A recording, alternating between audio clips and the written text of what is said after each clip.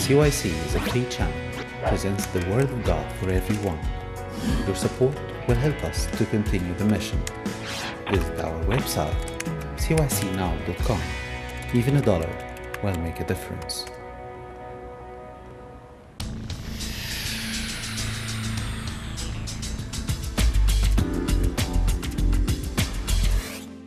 Welcome to our program called Hyperlink.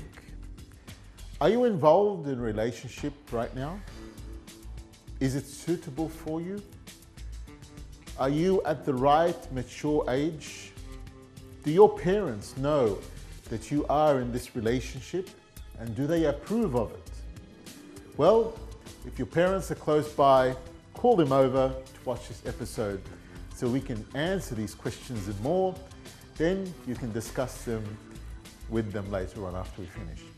But before we do that, let's go and hear the opinions of our youth and parents on the issue of teen dating. Dating is there's a really great book written by one of the popes. It's called Is Dating a Road to Engagement? And so the church basically looks at dating as a road to engagement, and it shouldn't be done when you're young and immature. It should be done at an age where you are planning engagement or you've known this person for a while. That's what they call dating. The church it doesn't completely forbid dating in older adults, but it does forbid dating in younger, immature kids. Dating is reserved for the older population that are ready to get engaged, and they just view it as a method of getting to know people. Thank you once more for your participations and your personal opinions. Should you or shouldn't you date? If yes, at what age? And do you call it dating or courting? And if you do go on a date, do you go as a couple or in a group? The discussion could go on, and it probably will. So let's start by asking your parents what they think you should do. Then let's ask your leaders about dating, what they say. Choose not to date all the way through high school. I have made my observations as well as asked a variety of people, teachers, youth workers, parents, counselors, about this vital subject. And all agree that few, if any, couples who date in high school actually end up marrying each other. So what's the point of dating? You've probably also already noticed that most of your temptations as a young man are and will continue to be sexual temptations. And dating without a godly purpose has no point. All it dates is take you on an emotional roller coaster that can end up getting you into sexual trouble. Do you agree with me? Choose instead to focus on group activities, preferably church activities. Use this time to observe how godly young ladies act. What is their focus? Where is their heart? Remember, just like you are trying to choose godly guy friends, it is vital to choose godly girls for your friends. Choose to involve your parents. Ask your parents what qualities you should look for in a girl that you would eventually date or court for the purpose of marriage. Very important is to choose to remain morally and sexually pure no matter what. You must make this commitment now before you begin dating. And you must make it again and again before each date you go on, whenever you finally decide to start the dating process. Remember, this is a spiritual choice. Are you going to follow the path of the world or Jesus? Now let's go and answer the first question. How are Christians supposed to look at dating? There are all kinds of advice out there about dating today, but a lot of it is about dating in the world rather than Christian dating. Christians need to have a different attitude towards dating. However, even among Christians, there are differences as to whether you should or should not date. The choice is up to you and your parents, but Christian teens should still know God's perspective on dating. Non-Christians have a different perspective on dating. You see the magazines, TV shows, and movies that tell you how you're young and you should date a lot of people before you get married. You see certain role models jumping from one dating relationship to another. Yet God has more in store for you than just jumping from one relationship to another. He is clear on how you should date and why you should date. When it comes to Christian dating, you live according to a different standard, that is, God's.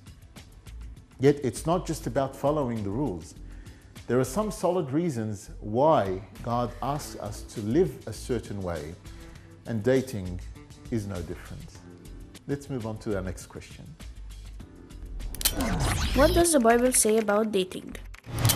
While most people have differing opinions about dating, it is one area of the Bible where there is not a lot of information. However, Christian teens can get some idea of God's expectations from certain scripture verses. Genesis 2:24 says, "For this reason, a man will leave his father and mother and be united to his wife, and they will become one flesh." Proverbs 4:23 states, "Above all else, guard your heart, for it is the wellspring of life." 1 Corinthians 13:4 tells us that love is patient, love is kind. It does not envy, it does not boast, it does not proud. It is not rude, it is not self-seeking, it is not easily angered, it keeps no record of wrongs. Love does not delight in evil, but rejoices with the truth. It always protects, always trusts, always hopes, and always preserves. These three scriptures give insight into the Christian dating life. We need to realize that God means for us to meet the one person that we are meant to marry. According to Genesis, a man would leave home to marry one woman to become one flesh. We do not need to date a lot of people, just the right one. Also, Christian teens need to guard their hearts. The word love is thrown around with little thought. Yet we often live for love. We live for God's love first and foremost, but we also live for the love of others. While there are many definitions of love, 1 Corinthians tells us how God defines love. It is love that should drive Christian teens to date, but it should not be the shallow version of love. When you date, it should be taken seriously. You should know the person you are dating and know their beliefs. You should check your potential boyfriend or girlfriend against the values listed in 1 Corinthians. Ask yourself if the two of you are patient and kind to one another. Are you envious of one another? Do you boast about one another or to each other? Go through the characteristics to measure your relationship. Let's go to the next question. Should I only date believers or can I date non-Christians? Good question.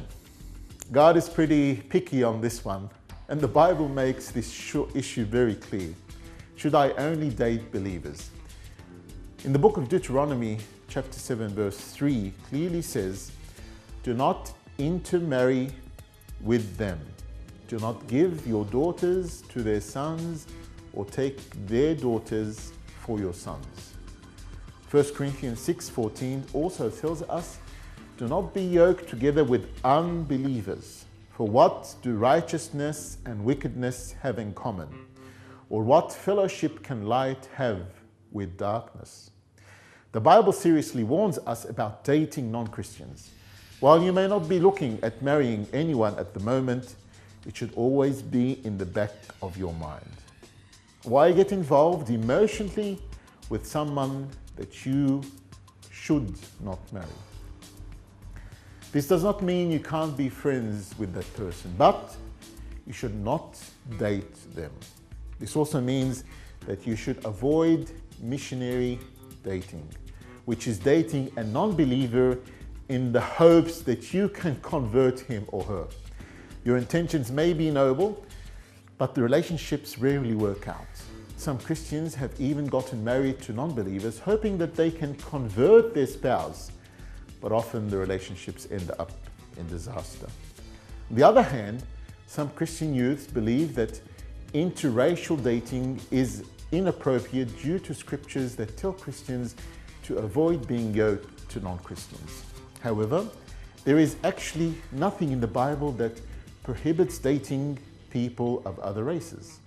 The Bible places more emphasis on Christians dating other Christians. It is culture and society that place an emphasis on race. So make sure you are only dating those who share your beliefs. Otherwise, you may find that your relationship is a struggle rather than a joy. Let's go to our next question. I know of a lot of youth who go in and out of many dates just for fun. Is this okay to do, and what does the church think of this form of dating? This is called recreational dating, where you date for the sake of dating.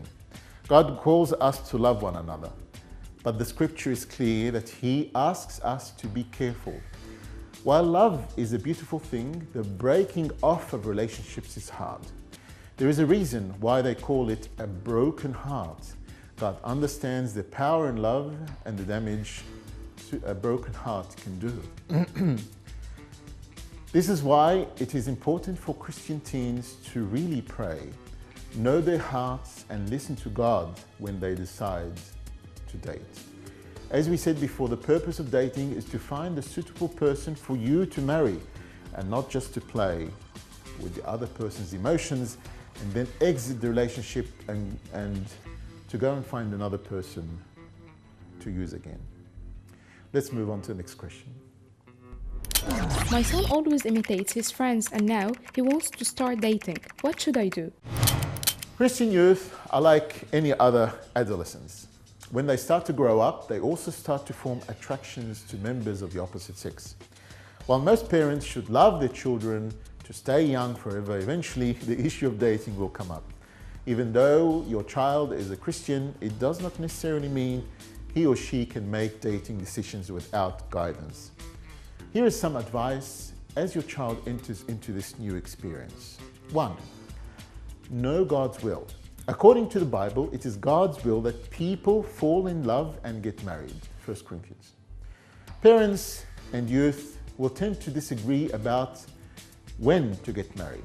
However, parents do need to keep in mind that falling in love is part of God's plan. Just remember, you don't get there by chance. 2. Know what you believe about dating. There is a group of Christians that does not believe youth should be dating at all, and there are people on the other side that believe dating is how you know the right person when he or she comes along. Most parents, though, fall between the two opposites. They believe that Christians, youth, should date responsibly and not just date for the sake of dating. Knowing where you fall in a spectrum will help you set rules later. 3. Talk to your youth about dating. This is one of the most difficult and often overlooked steps by parents. It is one of the most important parts of leading your Christian youth down the right path. While neither one of you may feel totally comfortable talking about dating, sex, temptation, or feelings, it is important that your son or daughter understand your perspective. It is also important that you listen to your child when he or she speaks. When the two of you understand each other, trust and openness is built up. It forms better relationships. This also opens the way to help better guide your child throughout their relationship and what they may be going through. 4. Have ground rules. As you start to notice your child's growing interest in members of the opposite sex, you may want to start thinking about the rules you want to set. Be sure not to just set the rules, but also explain where the ground rules come from. Also, be willing to discuss some expectations to the rules, like a later curfew when your teen goes to a school dance. Be sure to allow your son or daughter to have some input in your rules so that he or she feels heard. Youth who feel they have some say over the rules usually follow them much better. 5. Take a deep breath. Many parents of Christian youth feel some anxiety when their child goes off on a first date. It's okay. If you trust your child to date when you need to let go a little bit. Try to do things that get your mind off the date. Read or watch a movie. If it helps, offer your youth a mobile phone so he or she can call you if needed. Let's move on to the next question. What is the right age for dating? Well, the right age goes back to how sensible and morally alert your child is. The youth has to have some sense in how to deal with the opposite sex and to be responsible when dealing with him or her. It is preferable that your child should finish his or her studies and tertiary education or at the end of his or her graduation. This is to be sure that they concentrate on their studies and are successful students. Of course, this varies from person to person. I know some of you might not agree with me on this, but earlier dating will disturb and distract your thoughts and emotions from finishing your final studies. Move on to the next question. What is the Coptic Orthodox Church's view on dating? In our Coptic Orthodox Church, we really don't encourage dating, but we encourage youth to meet weekly in the church youth meetings and get to know each other. The church prefers that as youth, we should go out as a Christian group and not as individuals unless they are engaged or are moving towards this stage. Note, dating is acceptable during the engagement process, but outside of this process, dating may lead to sexual practices. Do not deceive yourselves by the culture around you, for it is a culture that has resulted in broken up families, broken marriages, and many distraught children who have lost their parents through the malpractice of family life. Let's now go to our story for this topic. Have you been through a relationship situation and asked yourself, is this person right for me, or does he or she truly love me? Let's take a look at the following story. The power of love. From the very beginning, the girl's family objected strongly to her dating this guy, saying that it has got to do with family background and that the girl will have to suffer for the rest of her life if she were to be with him. Due to her family's pressure, the couple quarreled very often. Though the girl loved the guy deeply, she always asked him, "How deep is your love for me?" As the guy was not good with words, this often caused the girl to be very upset. With that and the family's pressure, the girl often vented her anger on him. As for him, he endured it in silence. After a couple of years, the guy finally graduated and decided to further his studies overseas. Before leaving, he proposed to the girl. "I am not very good with words, but all I know is that I love you. If you allow me, I will take care of you for the rest of my life. As for your family, I will try my best to talk them around. Will you marry me?" The girl agreed, and with the guy's determination, the family finally gave in and agreed to let them get married. So before he left, they got engaged. The girl went out to the working society, whereas the guy was overseas continuing his studies. They shared their love through emails and phone calls. Though it was hard, both never thought of giving up. One day, while the girl was on her way to work, she was knocked down by a car that lost control. When she woke up, she saw her parents beside her bed. She realized that she was badly injured. Seeing her mum crying, she wanted to comfort her, but she realized that all that could come out of her mouth was just a sigh. She had lost her voice. The doctor said the impact on her brain had caused her to lose her voice. Listening to her parents' discomfort, but with nothing coming out from her, she broke down. Upon reaching home, everything seemed to be the same, except for the ringing tone of the phone, which pierced into her heart every time it rang. She did not wish to let her fiancé know. Not wanting to be a burden to him, she wrote a letter to him saying that she does not wish to wait any longer. With that, she sent the ring back to him. In return, the guy sent seemingly millions of messages and countless of phone calls. All the girl could do was cry. The parents decided to move away, hoping that she could eventually forget everything and finally be happy. With a new environment, the girl learned sign language and started a new life, telling herself every day that she must forget the guy. One day her friend came and told her that he's back. She asked her friend not to let him know what happened to her.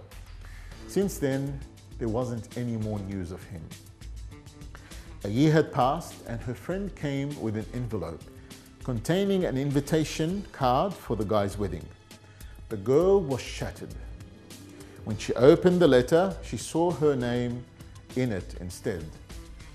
When she was about to ask her friend what's going on, she saw the guy standing in front of her. Using sign language, he told her, "I have spent a year's time learning sign language. Just to let you know that I've not forgotten our promise. Let me have the chance to be your voice. I love you." With that, he slipped the ring back into her finger. The girl finally smiled. What a beautiful story. So this concludes our episode for today on Christian dating. I hope you enjoyed today's episode, and please be sensible with this issue on dating and always discuss this with your parents before entering in a relationship. See you in our next episode where we will discuss the issue on teen discipline. Meet us next week, and don't forget to tell your friends to join you. God bless you and keep safe.